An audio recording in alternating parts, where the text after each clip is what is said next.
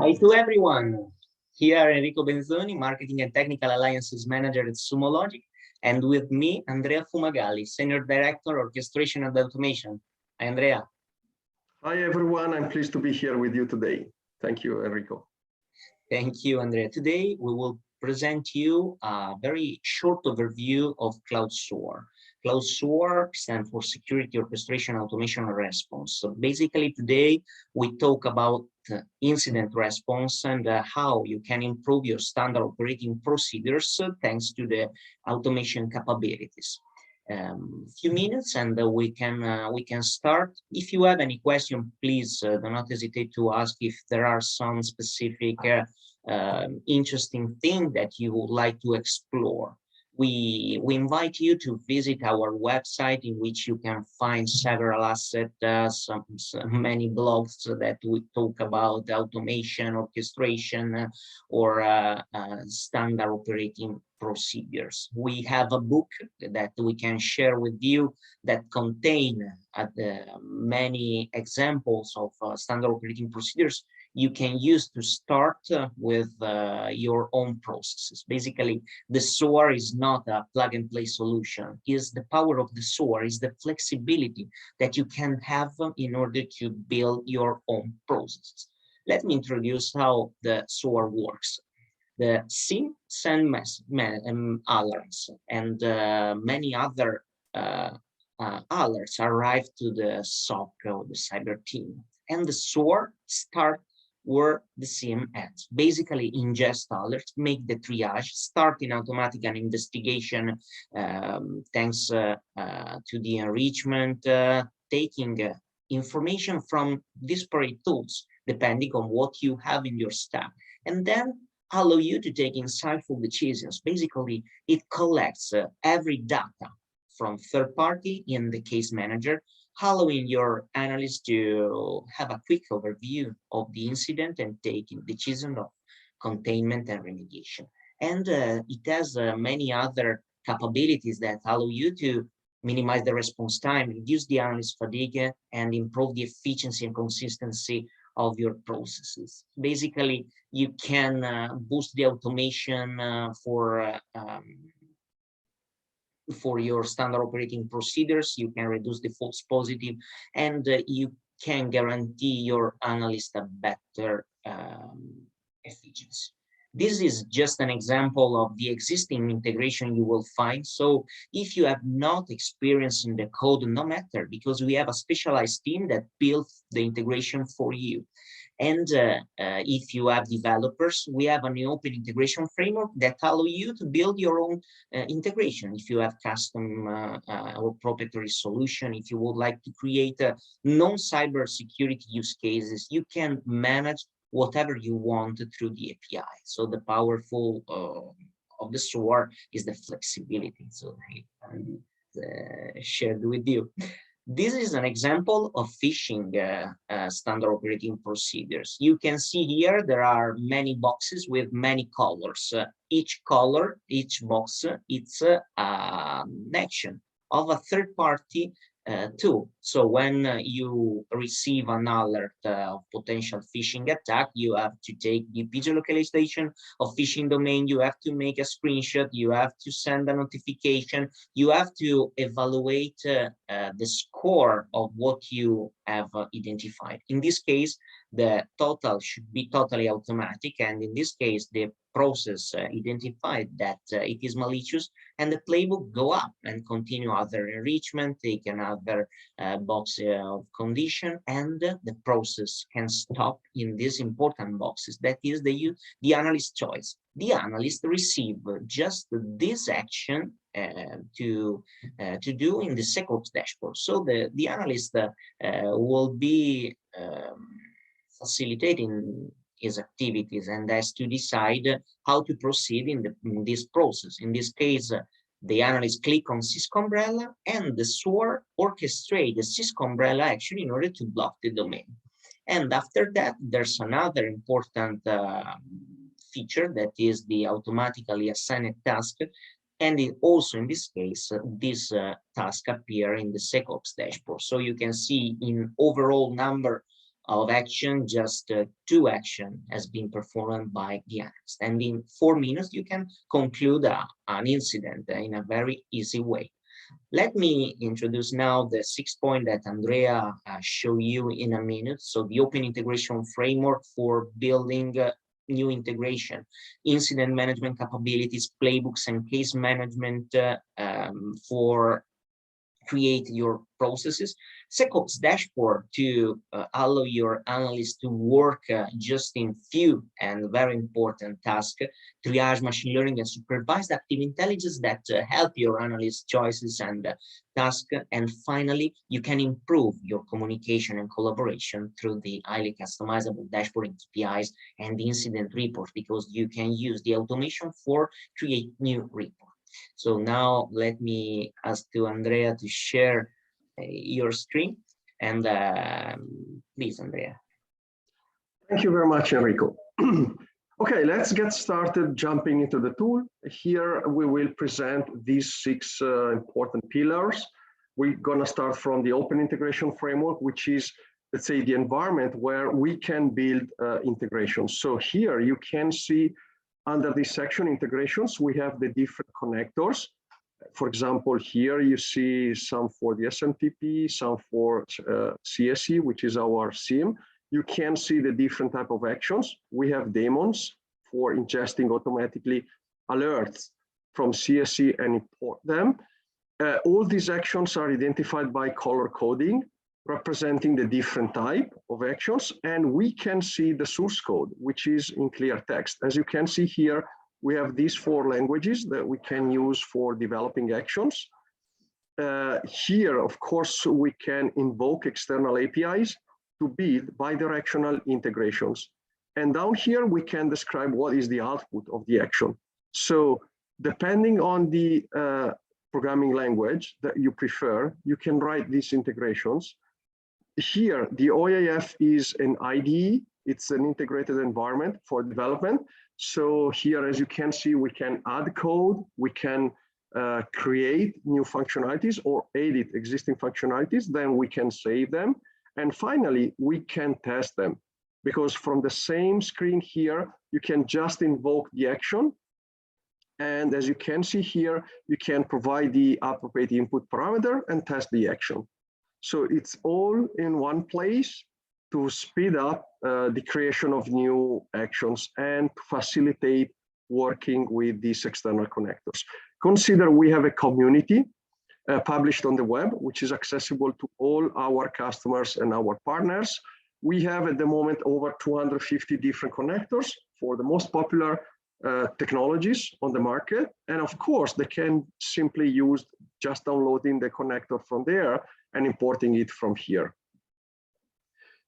These connectors are also available within our App Central, which is, which is our marketplace. From inside App Central, you can easily import the different integrations or import entire use cases, which will be already fully configured in terms of connectors and in terms of playbooks for running the different, let's say, actions. Now, let's jump inside the system to explore the case management capabilities. Okay, so here the playbook represents the automation, represents the flow for performing the mitigation and containment of the attacks. Different playbooks can be created for the different type of attacks. And of course, playbooks can be edited directly from here.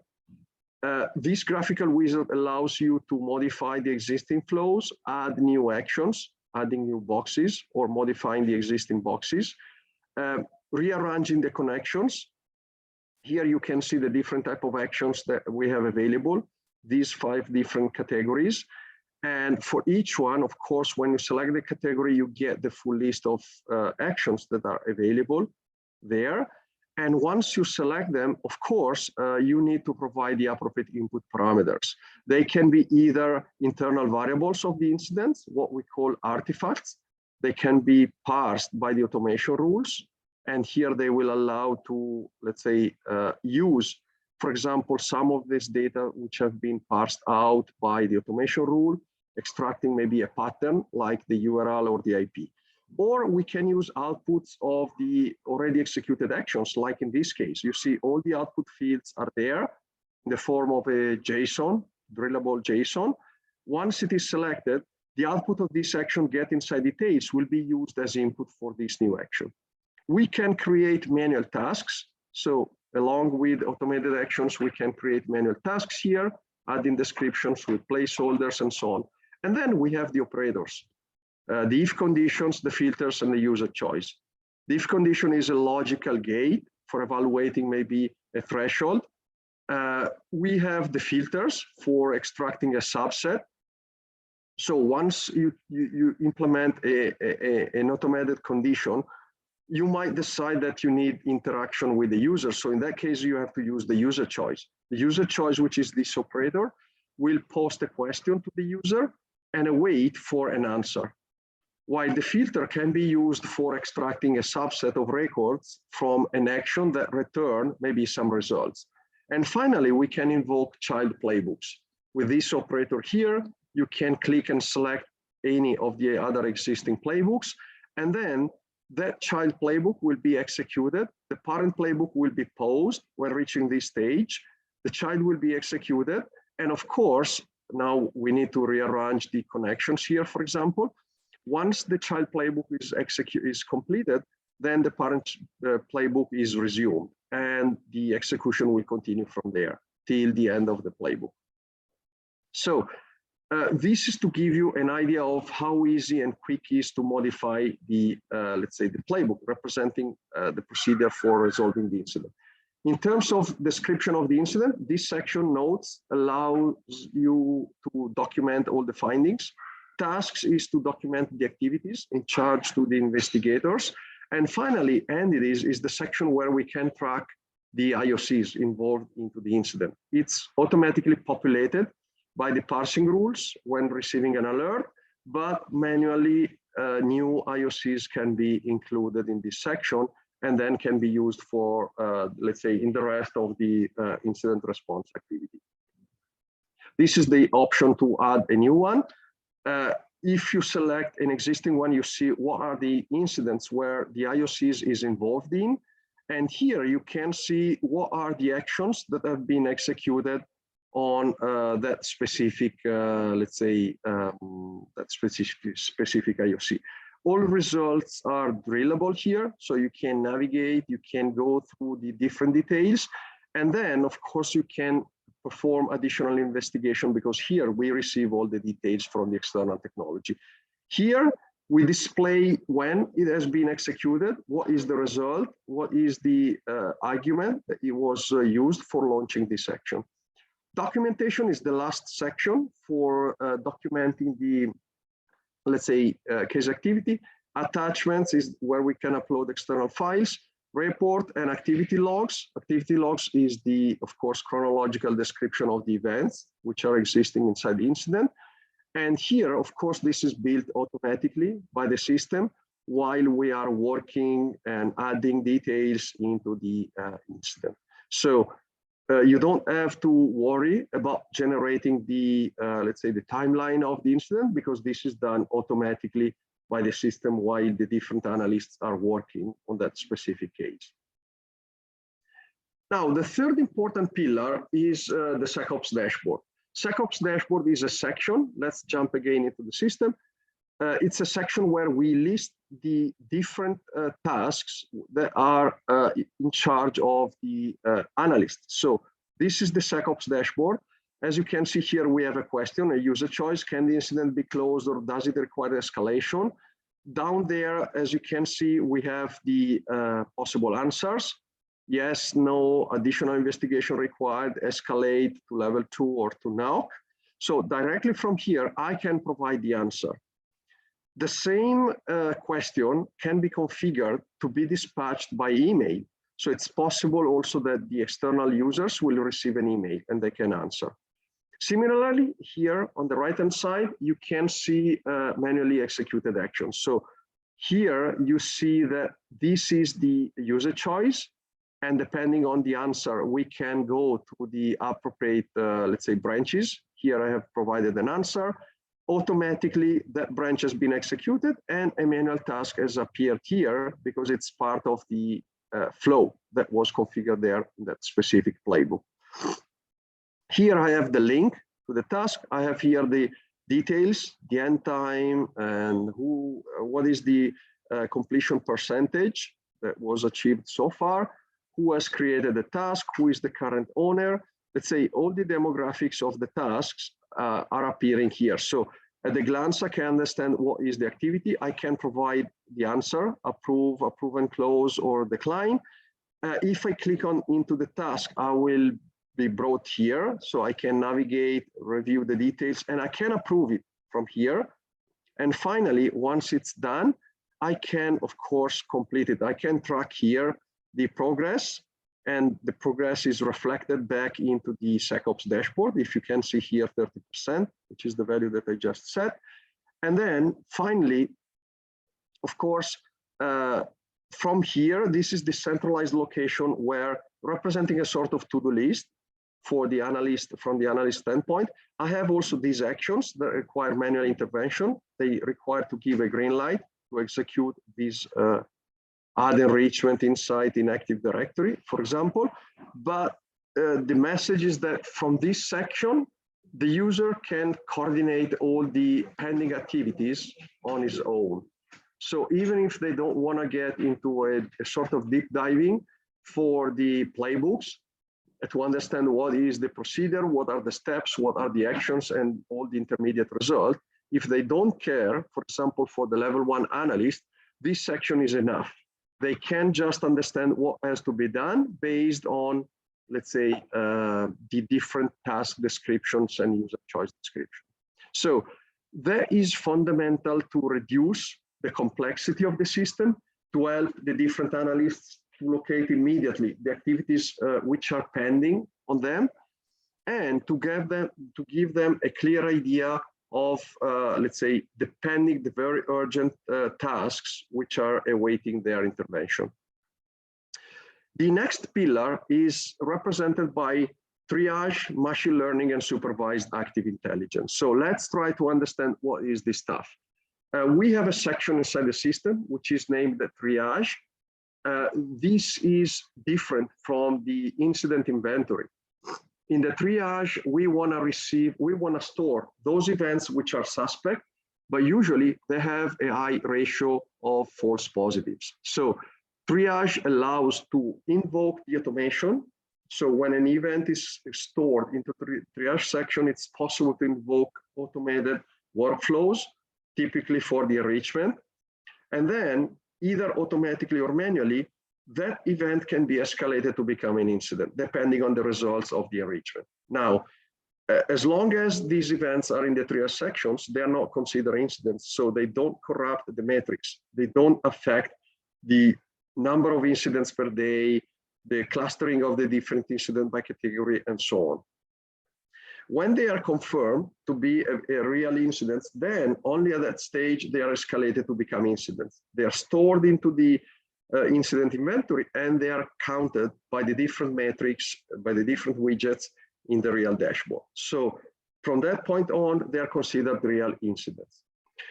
This module triage, of course, helps to reduce the number of false positives, because with this preliminary enrichment, I can reach easily the conclusion that this is a false positive, so I don't propagate background noise into my analyst team.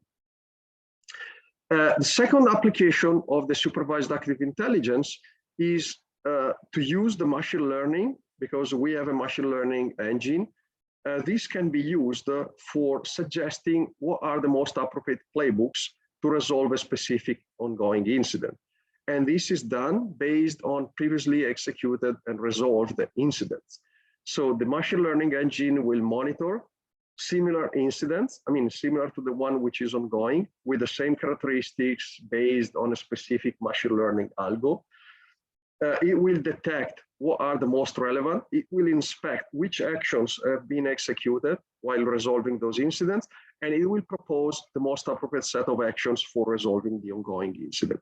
So again, here, let's say the principle behind is that we want to have the system able to provide guidance to the analyst to avoid wasting time in exploring the different procedures, different set of actions for resolving maybe an already known incident because it has been already managed in the past. I mean, similar incidents of the same type have been managed in the past. Okay, next, dashboard, highly customizable dashboard. So the dashboard is a collection of metrics, let's say widgets, all of them fully customizable. They can be customized through the, let's say, the user interface with this graphic wizard. And of course, they can be used to monitor the relevant variables, to monitor the important metrics, to build, let's say, gauges, to build pie charts, line charts, and tables. And this will help the analyst to have let's say, a precise idea at a glance of what's happening inside their system, inside the SOC, and what is the clustering, the breakdown of the different incidents.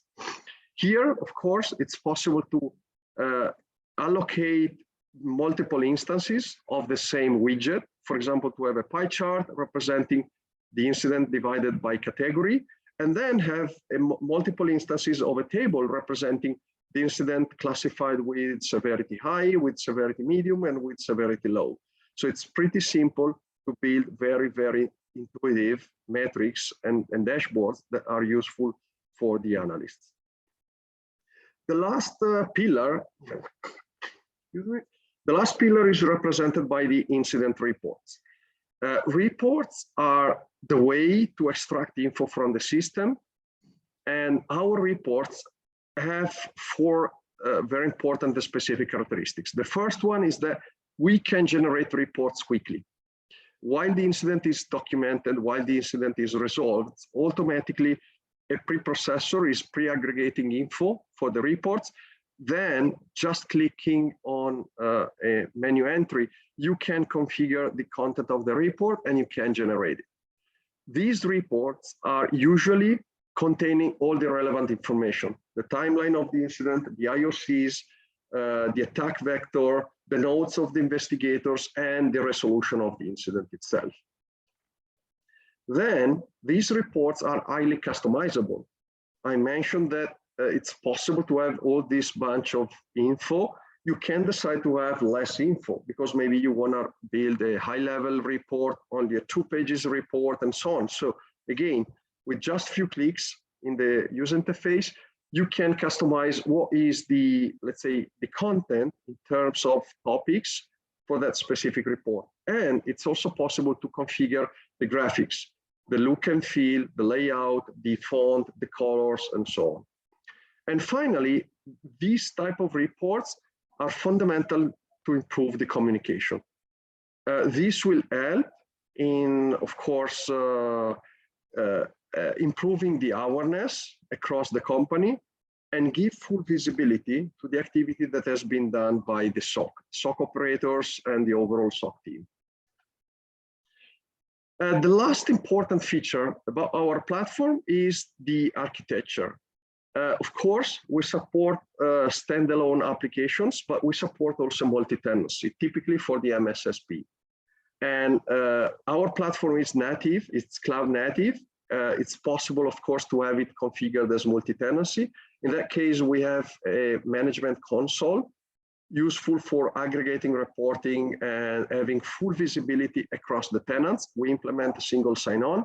So with just a couple of clicks, you can be inside the tenant representing the specific customer. You can review their incidents, see all their investigators and the activities done by them. Next, this is useful also to propagate standards. Standard operating procedures implemented in the form of playbooks can be propagated from the master into the different tenants, deciding maybe to propagate to all of them or just a subset, as well as the definition of the incident properties. So it's possible to define what are the standard fields that you want to document on an incident, for example, the severity, the type, the category, and so on. And then if they have been propagated as a standard, they can be aggregated into the master for building those aggregated reports. Of course, since our platform is provided from the cloud, of course, we guarantee horizontal and vertical scalability, specifically for in-the-end multi-tenancy. For every new customer, it's just a matter of activating a new tenant, which is a separate instance. Then it will be linked back, paired back to the master, and then you're ready to go. Of course, the multi-tenancy guarantees the segregation, physical segregation of data. Sometimes this is requested by compliancy for some market industries. So that's why it is natively provided. And finally, of course, we support also the disaster recovery capabilities. And this guarantees in terms of the uptime and all these, let's say, requirements that sometimes are imposed by internal governance or internal procedures, depending on the if the business is mission critical and so on. Thank you, Andrea. Thank you very much, Enrico. I think we reached the summary. Absolutely. So we have seen the open integration framework to build the integration you need, but not necessarily you need to use this function. So we have a specialized team that build the integration you would like to use. Then we also offer the possibility to build playbooks, and you can boost the automation under control, so that it's very easy to identify the action to use and which are the playbooks to activate. So there are many information you can have. The SecOps dashboard helps your analysts to take the right decisions and have under control all the tasks. And the SOAR Halo, thanks to the supervised active intelligence, the triage of false positive, and provide machine learning suggestion. And finally, you can build a very different type of overview in order to have under control the status of every incident and boost the automation also for incident report. So thank you very much for participating to our webinar. Reach out to sales at sumologic.com if you have any question. If you would like to have a demo, we have a tool that allow you to create your own ROI and understand how you can benefit the solution. So please contact us and we can share the list of playbooks, best practice to start your automation project. So we have many experience on that. Happy to support you. Thanks to everyone. Thanks, Andrea. Thank you very much, Enrico. Thank you, guys. Take care.